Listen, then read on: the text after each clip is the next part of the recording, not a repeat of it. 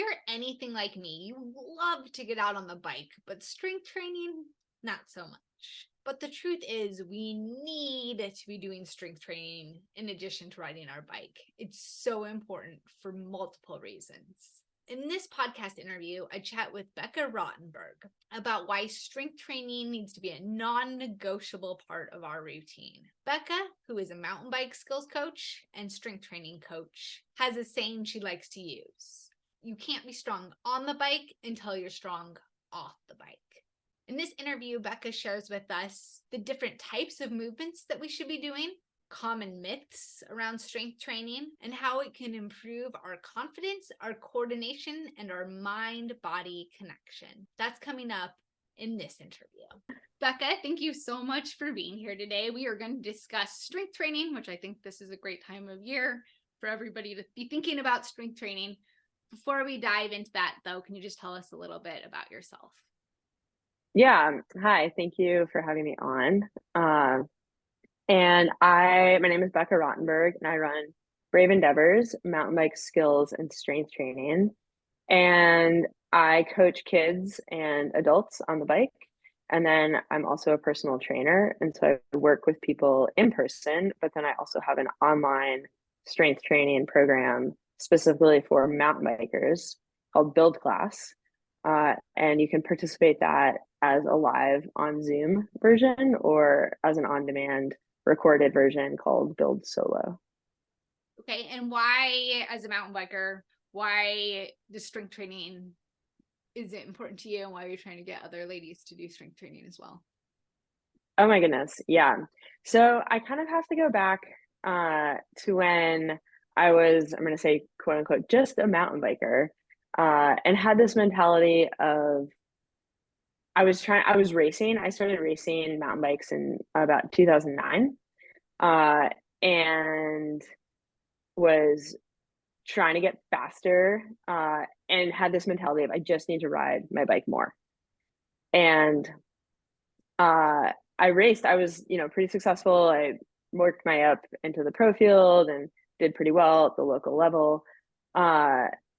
And one day I was racing. It was the Oregon Super Enduro, and I was just like exhausted at the end of the race and felt like I couldn't go any faster or couldn't have gone any faster. And these other women had just creamed me, and I was like, "What happened?" And the next year, I started strength training, and I joined a class. And I joined a gym, and prior to that, I felt allergic to the gym, and the transformation was night and day. And so what I've found, and this was that experience for myself was the spark, but then I worked with hundreds of women at this point, and we get stuck in this cycle of like, oh, I just need to do more riding or kind of more of the same thing, and that's going to make me better. But often if we shift the focus, we get stronger in our bodies, and then that helps the riding improve. Yeah. And so I think one of the things that I like to highlight is I work with a ton of mostly women on the bike as a mountain bike coach. And so I get to see their imbalances, where they're struggling with strength, and then help improve those like incongruences off the bike in this safe, comfortable, stable environment. So that's like one huge reason I'm a proponent of strength training is it can help you be a much better mountain bike rider. Yeah. And then the other one, is just this, as we age, our bones get weaker, bone density decreases, which is very unfortunate. Yeah. But the statistics are nuts. Like women over 50% of them break a bone. And, once we start hitting perimenopause and then are in menopause, it's like we lose estrogen, which is essentially like the female testosterone. And so our bones just get a lot weaker. And so strength training is one of the best ways to not only build lean muscle, but improve your bone density, essentially bone strength, and help stave off injuries. Yeah. You mentioned earlier imbalances that you see. What are some of those imbalances that most mountain bikers have? Yeah. So a lot of it, there's kind of a couple different ways to think about that. One is tightness, like muscle tightness. And I like to think of the clients that I work with as athletes first, right? We're an athlete and then we're a mountain biker or a runner or a skier, because a lot of the people I work with do, we're Right. multifaceted. Um, so a lot of it is tightness in the hips, hamstrings, and then upper back. We kind of have this like rounded Yep. culture I'm doing today. it right now. Yeah. And like relax the shoulders. Uh-huh. Um, and so people often try to target that tightness through stretching or yoga, which is great and has its place. But often a tight muscle is actually a weak muscle. Mm. And as you get stronger, those muscle fibers lengthen, they elongate as they improve in strength. And then you feel less tight. So that's one, like, the tightness in the hips from sitting all day at your job and then sitting on the bike. And then another one, I wouldn't necessarily call it an imbalance. It's more of a disconnection where we're very cerebral and we're very handsy people. And mountain biking really starts from the feet and works up. And so when I work with folks on the bike, one of the first things we do is find a level riding position where all their weight is in their feet and their feet are evenly balanced on the bike, right? So level pedals. And what I notice is people are looking down at their feet, like, are my feet level? Mm-hmm. And you can't ride looking down at your feet. You have to ride looking down the trail. So in a gym setting, like in my strength classes, I work a lot with feeling even pressure through your feet and driving down, like having your toes pressed down, having your heels pressed down, and then feel your strength all the way up into your glutes, into your hamstrings, into your core. And then that just builds this mind muscle connection that translates into improved performance on the bike, if that makes sense. That does. You would also, that's really interesting, the mind body connection thing, because I think we often think of that with yoga or with like, Yep. right, but not necessarily with strength training. So that's an interesting point. Yeah. And I mean, oh my goodness, the mind body connection is huge. And it's one of the things that I hammer home almost daily in my classes of you can't strengthen a muscle until you can connect with it. Right. So if you're sitting in a chair and you can't like squeeze your right glute and squeeze your left glute, you're not going to be able to activate those muscles out on the trail. Yeah. Right. We tend to be very quad dominant. But it's really hard if you're writing to be like, hey, use your glutes if when you're just standing or sitting, you can't use your glutes. And so that's, I always try to say, work on the body, like be strong in your body first, and then translate that strength to the bike. Mm. Like One you of have to the be strong off the bike to be strong on the bike. Yeah, that makes sense. One of the things we were emailing about ahead of time, you had mentioned improved confidence and coordination as well. Could you talk about those two things? Yeah. So I spend a lot of time reading, and focusing on how to incorporate more confidence building with the athletes that I work with, both the kids and the adults. And one of the things we know is you build confidence when you do the thing you say you're going to do. And strength training, a class, a movement based practice is something a lot of people don't want to do, right? Like I didn't want to do it for years. I felt like I was allergic to the gym. And the mere act of saying, I'm going to get up at 6 a.m. and work out, and then doing that repeatedly over and over builds confidence. And I call them confidence nuggets, right? Where they start to stack up, and then you can kind of dip into that nugget stash to use it for a problem that you face at home or at work, where it's like we all have areas where we thrive and then areas where we're kind of in our survive zone. So that's one way. And then also doing a hard thing, right? Like challenging yourself physically and mentally.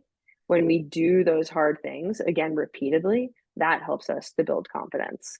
And that's another thing that I'm very explicit with in the strength classes is we're doing this plank, and then we're going to add some extra movement to the plank, and it's hard, right? And so you take the time as you're doing it to recognize I'm doing this hard thing. Like I am awesome. I Yeah. am powerful. I am strong. And having that be more of your inner dialogue versus, oh, like I'm weak or I can't. And so Mm-hmm. just shifting the story we tell ourselves has a big impact, not only on the trail, but at work, at home, and just the way you carry yourself when you go about your day. Yeah. I like that because I think a lot of us maybe already have found that confidence on the bike. So it's like important to be doing this new thing to challenge yourself as well. Mm-hmm. Yeah. And Um, then I think, oh, go ahead. oh no, you go ahead. Well, you asked about the coordination Yes, yep, component. yes. And so if you think of like a classic movement on the bike that takes coordination would be a pedaling wheel lift, where you're pedaling and then you have to time your pedal strokes to punch down and kind of move your upper body to get that front wheel up. So again, if we can work little coordination challenges off the bike in a stable, safe Mm. environment, we're just more overall aware of what our body is doing. And it's easier to be like, okay, I'm going to hinge at the hips and throw a foot down with explosive power simultaneously.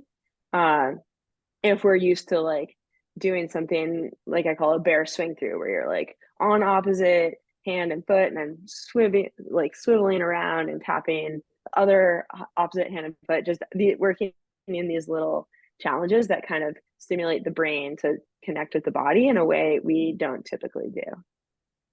What should strength training look like for mountain bikers? What does that even mean, really? That's such a good question. So I focus on five fundamental movements that really this should be applied to mountain bikers, but all athletes in general. Like everybody can benefit from incorporating some amount of strength training into their life. And so those five movements are a squat. And there's tons of variations of all of these, but a squat, a hinge, an upper body push, an upper body pull, and then core work. And the core work should always incorporate linear work and then also anti-rotational. So the anti-rotational, you're getting into resisting forces or twisting forces. And so kind of it's like a program, a strength training program is always a little bit science and a little bit art. That's the science, is like incorporating those five foundational movements, and then the reps, the sets, the volume, the intensity, uh, that all kind of stays in the science world, like where there's very specific research that says you should be doing, within certain ranges of sets and reps. But then the art is kind of figuring out which movements to do and how often to keep it interesting, fun, engaging, things like that. How long and how many days a week generally would you recommend? Yeah, so at minimum, if you can incorporate two hours a week, you're going to build strength. You're going to build lean muscle. You're going to improve your mobility. You're going to be less likely to get injured. And that time frame comes from what's called the super compensation curve, where basically as you challenge your body, it like initially it gets weaker, right? Like you go for a hard ride, you're weaker after. You do a hard workout session, you're weaker after. But then your Yeah. body responds and gets stronger. And so, in order to really improve your strength, you want to hit 2 hours per week. If you're doing 1 hour a week, you're going to maintain strength. And that can be, it doesn't have to be a solid hour in one session. Like it could be 2 30-minute sessions throughout the week, or 4 30-minute sessions throughout the week. And then if you can get in a third day, or, an extra hour, so you're looking at 3 hours per week, you're going to make gains. But for mountain bikers, for cyclists, really going above and beyond 3 hours, unless you have a ton of time for recovery, you're gonna see marginal gains to potentially actually a decline in performance, because our bodies we adapt pretty fast, and um, yeah, you just don't need that amount of volume Mm-hmm. unless you really have the ability to recover from it. Do you recommend, I guess, should we be focusing on strength training for the bike, or should we be focused on strength training for life? And is there any difference between those two? Like, would those two kinds of workouts look different? Yeah, that's a great question. My approach tends to be to try to target both. And that as we get stronger in general, it's going to improve our mountain biking, but then it's also going to improve all components of our life. And I think one of the cool things about mountain biking is it really is a full body sport, right? Like I was riding at Whistler this summer and it felt like I was Yeah. just doing a Yep. push up over and over and over again. I got to the bottom and I was like, man, if I didn't strength train as much as I did, I feel like I would have just been shattered Yes. after that ride. And um, if you think about, strength training for life, kind of a lot of examples that get thrown around are putting your luggage in the overhead compartment or putting the canoe on the roof, or picking up the kid, right? Like we're talking about moving heavy objects. Mm-hmm. And so that's where these 5 movements that I mentioned, they hit all of those, right? So they hit the squat, they hit the hinge, pushing and pulling, and then your core work. It's all in there. Mm-hmm. And so I guess to get back to your question, you can have a program that's very specific to mountain biking and a program that's just a general strength training, and they could look very different, but they don't have to. Okay. Yeah. Does that make sense? It does. What about, like, a lot of listeners are mountain bikers, but we also have a lot of women listening who are just cyclists or road cyclists or whatever. What is there any difference, I guess, in those routines for different cyclists? Yeah, that's a great question. So again, you're going to benefit, like I think most of your listeners they're going to benefit from any form of strength training that they can do.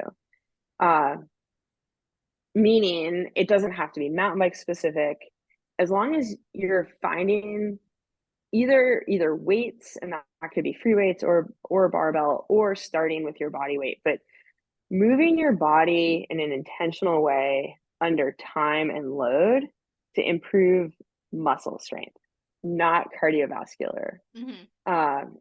Which that's the primary engine that we're working on the bike, is our cardio system. Yeah. So if you're a gravel rider, if you're a triathlon, if you're a road cyclist, you're definitely going to benefit from any form of strength training. A mountain bike program I would encourage it to have more upper body work. Whereas, if someone were to come to me and be like, I want a really specific road program or gravel program, I would still incorporate upper body movements into that program, because you want to be well balanced, right? And you've got to have a strong core, which involves your lats, in order to keep your chest upright. And that's going to help you actually produce more power through your legs when you're on the bike, instead of collapsing and having your hands fall on the handlebars, and then your hands can fall asleep, or you're going to get upper back pain. So like you can get really specific with the programming, but in general, most programs that I've seen, anyone's going to benefit from it, whether you're strictly on the road, doing like a long endurance race like Leadville or something, versus downhill racing or enduro racing. It's more like the intricacies come in power and intensity. So like if you're a downhill racer, you're going to want to have a lot of power-based movements for explosive power, versus someone who's doing like Leadville, you want muscular endurance. Does you mentioned a couple of times your core. What exactly is our core? Yeah, that's a great question, because a lot of people tend to think your core are, your abdominals. And if you have a strong core, you have a 6-pack, and if you have a weak core, you don't.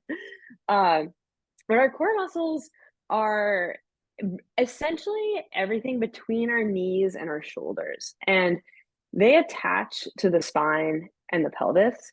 And one of their main jobs is to stabilize our torso so that we don't have low back pain or any pain. Ideally, like that's another thing I would say, like you shouldn't be in pain.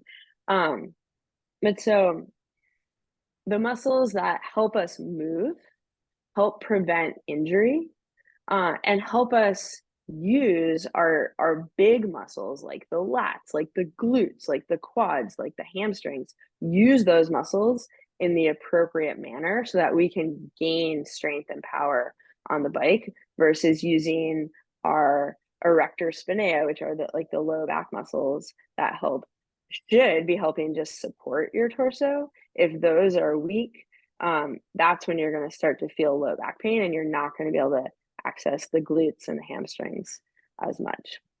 So core strength, a lot of people will be like, oh, I'm going to do my core circuit, right? Which Yeah. is like your 8 minutes of plank and hollow hold and side plank and some crunches.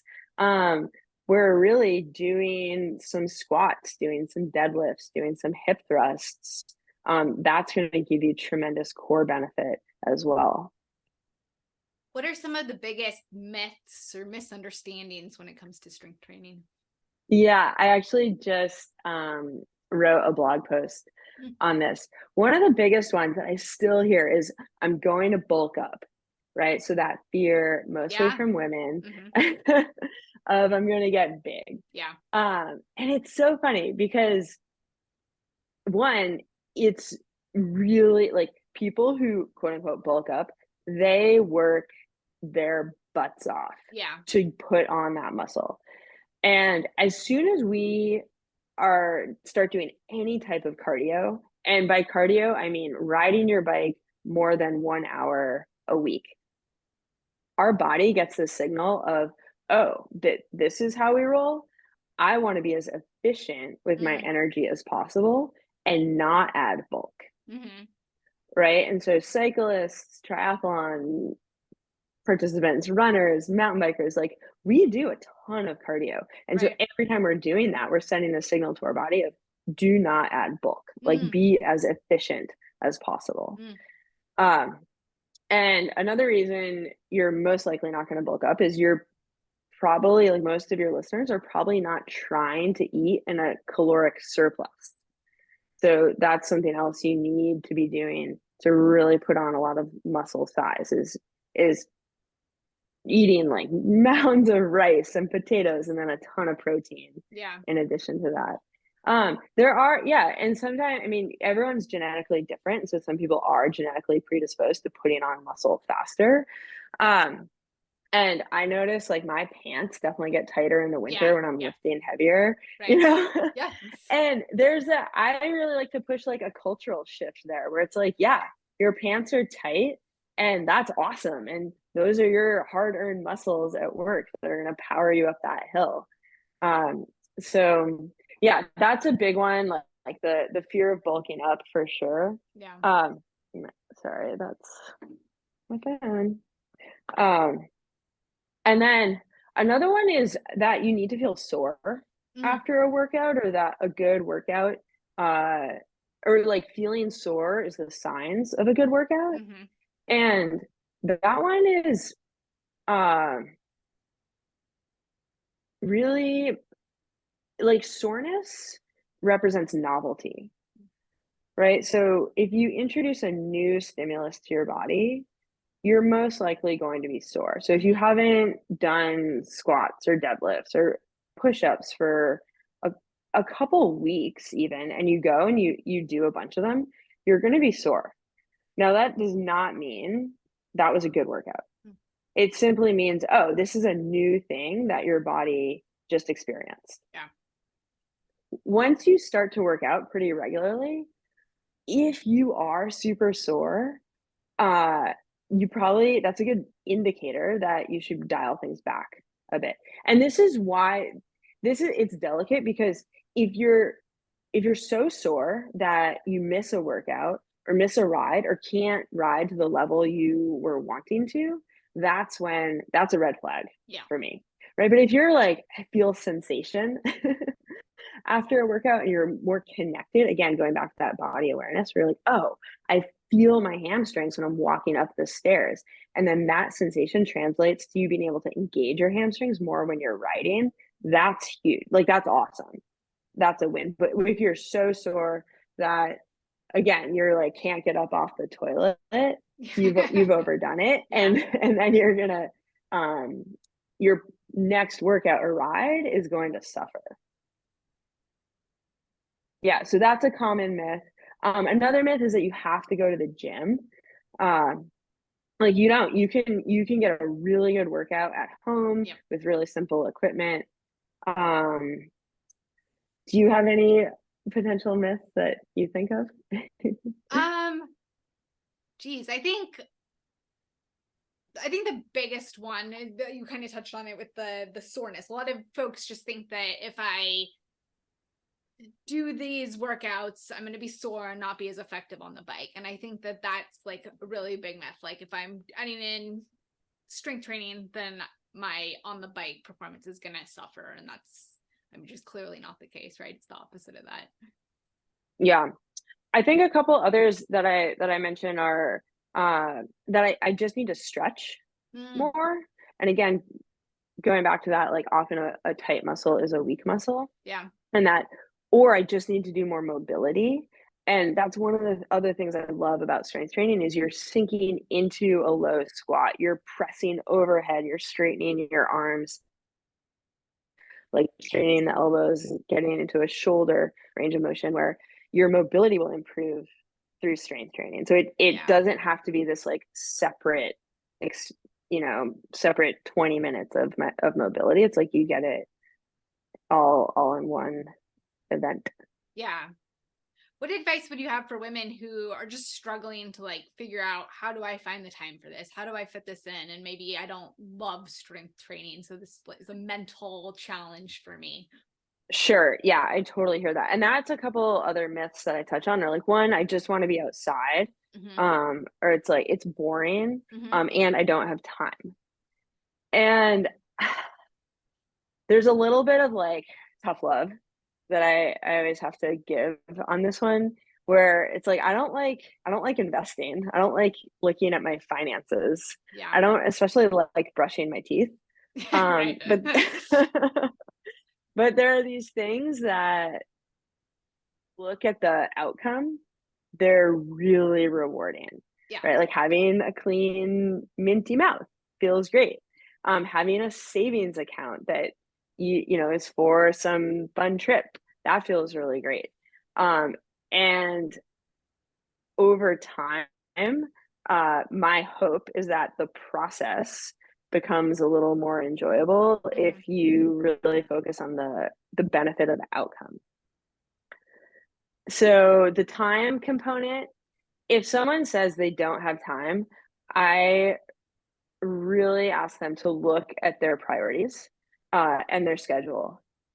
And especially women, we are so good at investing in everyone else, right? We invest in the spouse, the kids, the hamster, the dog, the job before ourselves. Yeah. And so investing in yourself, it's like, filling your cup first so that you can fill everyone else's cup is so important. And so I think it's really common when people say they don't have time, it's more of a mentality shift and a prioritization change than a literal, I don't have the time for it. Yeah. I think one thing with strength training too is it's actually so much more time efficient, right? Like, if you're going to go for a bike ride, you've got to get your clothes on and you got to fill up your water bottle. So you got to go down and lube your chain and air up your tires and do all of these things. Whereas if you have like a gym in your garage, you just go out for 30 minutes and get a really good workout. And it takes 30 minutes just to get ready for a ride. Totally. Yeah, at least. Yeah. Yeah, it's way more time efficient. Yeah. Yeah. And that's another thing I like to say is it actually saves you time in the long run. And I mean, I don't really have anything else to say about that. Yeah. I think one thing I'll say though about it's not fun, played lacrosse in college as a Division I collegiate athlete, and we worked out in the gym a lot, and I got really into it during college. And then by the end of college, I was like, oh my God, I never want to see a barbell or a weight or do any sort of a workout inside again, ever. And Yeah. then spent about 15 years feeling like I was allergic to the gym. Uh, and then once I finally started to get back into it, what I realized was I had this thought of like, I just want to do the workout once and be done with it. Mm-hmm. Like, I don't want to have to do the squats every week. Like, I just want to do it once. And it unfortunately can't proceed like that. Mm-hmm.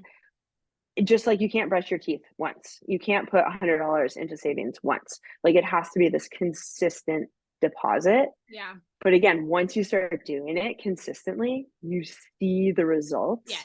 You feel stronger, you feel more confident, and that feeling is absolutely amazing and creates motivation, Yeah. and I think makes the workouts fun and really satisfying. Yes. I would agree with that because I've always struggled with strength training. It's not my love. Like riding my bike is my Yeah, love. But over the last year or two, I've gotten a lot more consistent about it. It's just part of my like week. It's scheduled in, and now that it's something that I do very consistently, I enjoy it a lot more. cool. So it is. I think you get that ball rolling. Once it's rolling, it's a lot easier to keep it going. Yeah, yeah. Yep.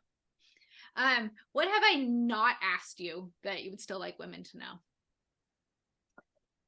Um, I guess I would say you can start, like, it's never too late to start, and that you should start.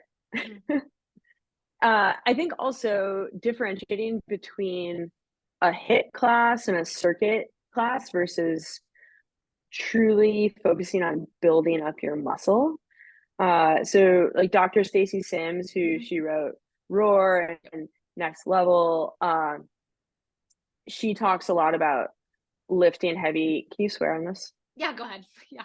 Lifting heavy shit. Right. Uh, and incorporating long rest periods between your sets in order to again send a muscle building signal to your body.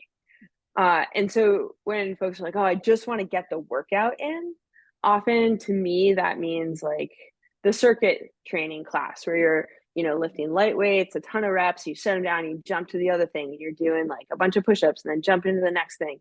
That turns into much more of a cardio based workout where again you're taxing the same energy system, your cardio, your lungs, your aerobic system, which is what we tax primarily on the bike, Yeah. versus taxing your muscles.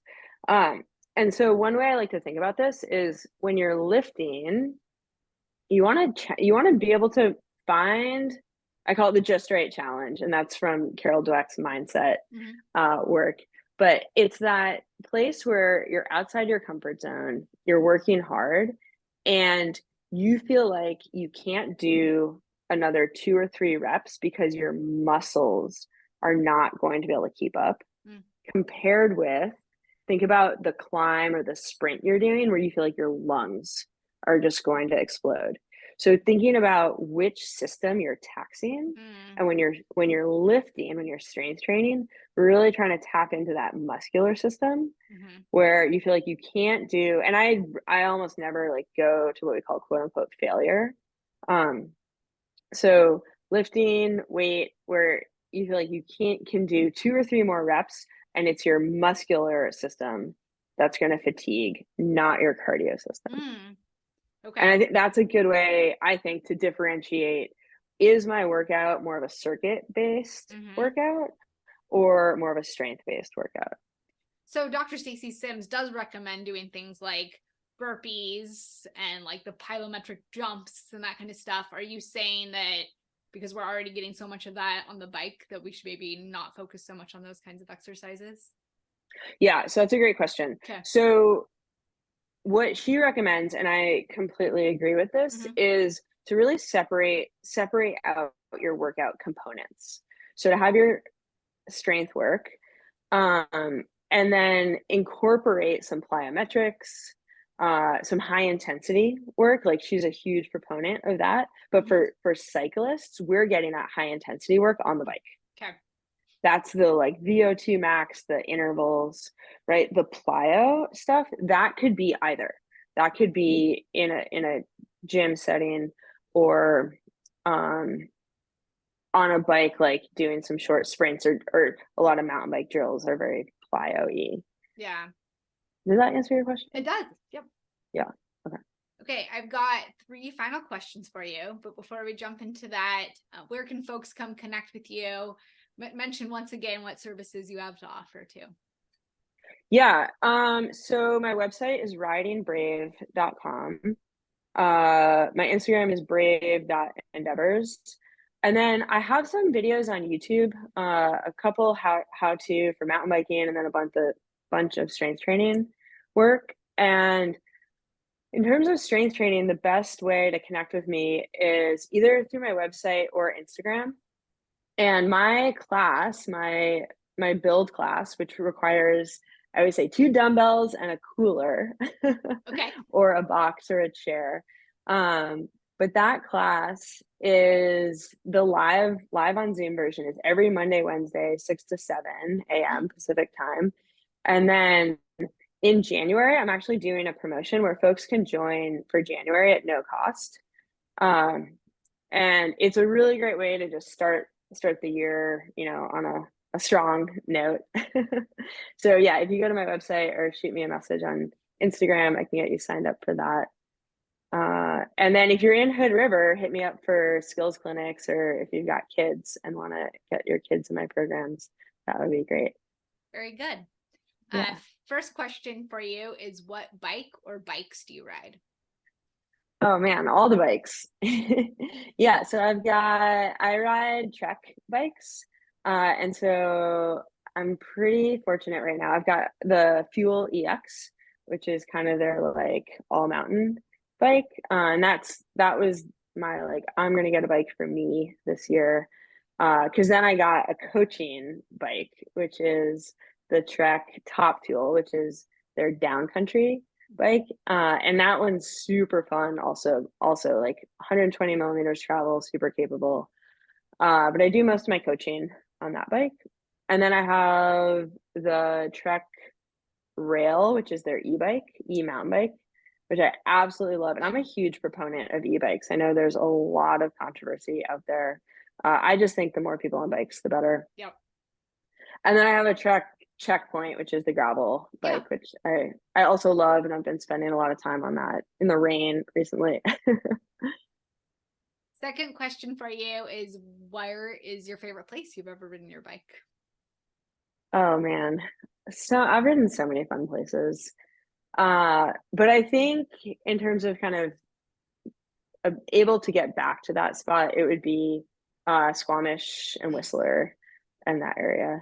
Yeah. It's just like endlessly interesting, fun, steep, techy. Yeah. So fabulous. Yeah. Yeah. Final question is, what is your favorite thing about riding your bike?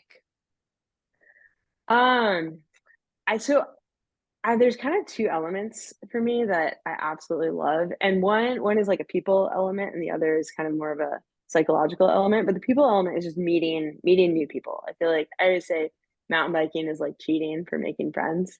Yeah. And some of my closest friends I've met riding. So meeting new people, and then the adventure element of going new places, pushing yourself, getting lost. Like that was kind of how I grew up riding, was I'd go out on logging roads and just get lost, and sometimes have to call my mom to come pick me up. But yeah, meeting new people and adventure.